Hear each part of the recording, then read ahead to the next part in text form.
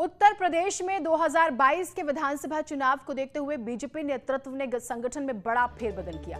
केंद्रीय मंत्री धर्मेंद्र प्रधान यूपी के चुनाव प्रभारी बनाए गए हैं। उसके साथ अनुराग ठाकुर, सरोज पांडे, अर्जुन राम मेघवाल, विवेक ठाकुर, शोभा करंजले, अन्नपूर्णा देवी, कैप्टन अभिमन्यु को सह प्रभारी की जिम्मेदारी दी गई है।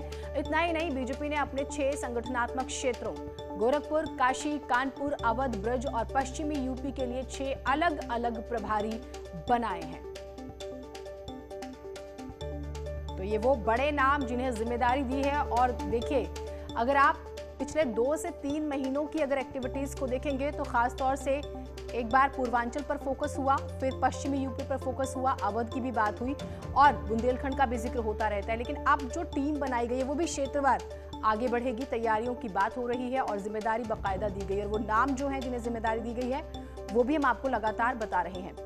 केंद्रीय मंत्री धर्मेंद्र प्रधान यूपी के चुनाव प्रभारी बनाए गए हैं, जिनकी उज्ज्वला योजना से जो केंद्र सरकार है उसकी काफी तारीफ हुई। हर घर में जरूरतमंद जो लोग हैं उनके घर में सिलेंडर पहुंचा, वो जिम्मेदारी संभाल रहे थे और बड़ा रोल उनका भी माना जा रहा है। यहाँ पर अनुराग ठाकुर को आप जानते हैं, अभी मंत्रिमंडल विस्तार हुआ, उसमें उनका कद जो है वो बड़ा हुआ है उसके। और जो नाम सामने आए हैं बेहद ही महत्वपूर्ण। हमारे साथ हमारे 2 सहयोगी जुड़े हुए हैं, अनामिका और पवन गौड़, दोनों से ही इस बारे में बात करते हैं। पवन, सबसे पहले मैं आपसे ही शुरुआत करती हूँ। जब ये नाम फाइनल हुए तो हर एक नेता के बारे में जब हम देखते हैं तो उन्होंने खास तौर से उनके अपने अपने क्षेत्र में बहुत बेहतरीन काम किया और इस बात को समझा गया यूपी के संदर्भ में।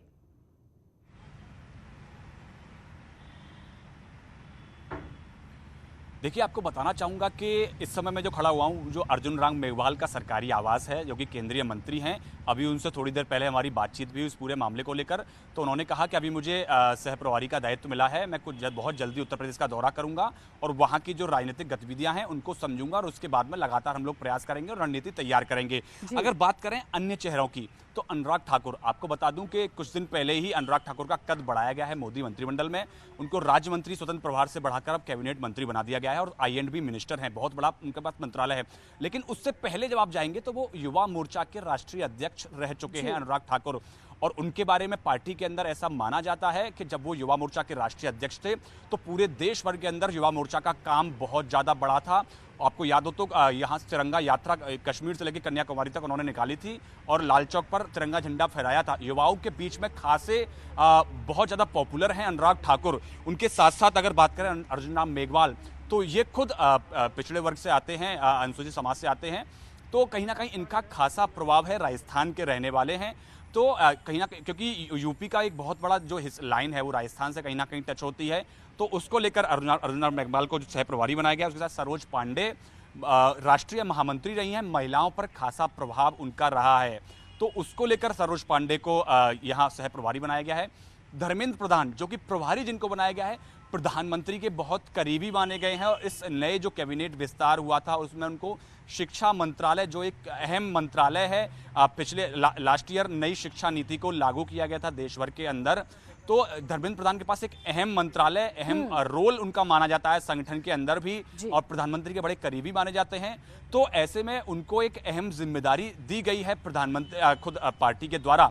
तो और कुछ नामों की अगर बात करें, कैप्टन अभिमन्यु हरियाणा से आते हैं, पार्टी के अंदर पहले राष्ट्रीय प्रवक्ता रहे हैं, उसके बाद में हरियाणा सरकार में वित्त मंत्री का पद संभाला है।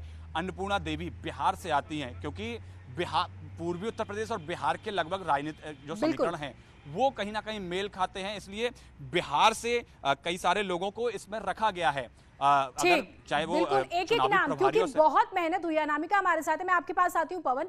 अनामिका, अगर आप मेरी आवाज सुन पा रहे हैं, पहले हमने कैबिनेट रीशफलिंग देखी और उसमें हमने यूपी का किस तरह से एक एक क्षेत्र का प्रतिनिधित्व बढ़ाया गया वो हमने देखा।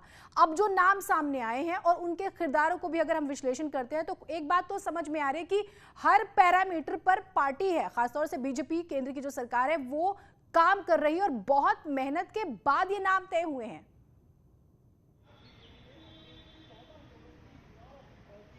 और देखिए जीनत, ये बीजेपी में ही संभव है। जहां पर किसी भी राज्य में चुनाव होते हैं तो प्रभार का जिम्मा देखिए किसको दिया गया है, केंद्रीय मंत्री धर्मेंद्र प्रधान को, जो कि यूपी के रहने वाले ही नहीं है। वो ओडिशा के देवगढ़ जिले के रहने वाले हैं। इसके पहले अलग अलग भूमिकाओं में काम कर चुके हैं, लेकिन हाँ, उनके कद में लगातार इजाफा किया जा रहा है। पहले केंद्रीय मंत्री के तौर पर उनके पास पेट्रोलियम मंत्रालय था, उसके बाद एचआरडी मिनिस्ट्री दी गई उनको, और अब उनको यूपी जैसे बड़े राज्य का जिम्मा दिया गया है। इसके बाद जो 7 सह प्रभारी बनाए गए हैं, अगर उनके नामों पर आप गौर फरमाएंगे तो देखेंगे कि उसमें 4 केंद्रीय मंत्री हैं जिनका यूपी से कोई लेना देना नहीं है। 3 इसके अलावा अलग अलग लोग बनाए गए हैं, 7 सह प्रभारी बनाए गए। इसके अलावा यूपी बीजेपी के जो 6 संगठनात्मक क्षेत्र कहलाते हैं, अवध है, कानपुर है, वेस्ट यूपी है, ईस्टर्न यूपी है, उसको देखते हुए भी 6 नाम अलग से चयनित किए गए हैं, ताकि वो यूपी की बारीक निगाह रख सके और यूपी की नब्ज को जानते हो और उस क्षेत्र के बारे में सब कुछ जानते हो। तो बहुत ही सोच समझ कर की रणनीति के तौर पर नई टीम तैयार कर दी गई है। धर्मेंद्र प्रधान का नाम इसलिए भी माना जा रहा था तय, या इसलिए भी कयास लगाए जा रहे थे क्योंकि यूपी में अगर देखा जाए तो कास्ट पॉलिटिक्स बहुत ज्यादा होती है, और इस लिहाज से अगर देखा जाए तो टिकट बंटवारे को लेकर भी बहुत गहमा गहमी गुटबाजी भी देखने को मिलती है। तो इस गुटबाजी से बचाने के लिए, साथ ही कास्ट फैक्टर को भी ज्यादा काउंटर करने के लिए ये नाम तय किए गए हैं। हालांकि मैं बीजेपी मुख्यालय पर मौजूद हूं और बीजेपी मुख्यालय का नजारा जो है वो कुछ बदला हुआ है, क्योंकि जैसे ही नए नामों की घोषणा हुई वैसे ही यहाँ पर एक एक करके गाड़ियां जो है आनी शुरू हो गई हैं।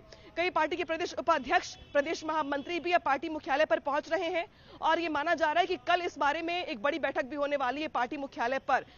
इस बड़ी बैठक में सारे प्रभारी मौजूद रहेंगे, सारे पदाधिकारी मौजूद रहेंगे, और इसमें तय किया जाएगा कि यूपी के आगामी चुनाव को लेकर जिस तरीके से केंद्रीय नेतृत्व ने नाम तय कर दिया है, यूपी की टीम की घोषणा कर दी है, इसके बाद से यूपी कैसे आगे बढ़ रहा है अपने आप को लेकर चुनाव के लिहाज से, ये भी देखना काफी महत्वपूर्ण होगा। बिल्कुल, तो पहले कैबिनेट रीशफलिंग और अब जो नाम सामने आए हैं, और प्रधानमंत्री नरेंद्र मोदी को इनका काम, जो वर्क स्टाइल है वो बहुत पसंद है, और ये भी एक बड़ी वजह। और एक भी क्षेत्र उत्तर प्रदेश का छूटेगा नहीं।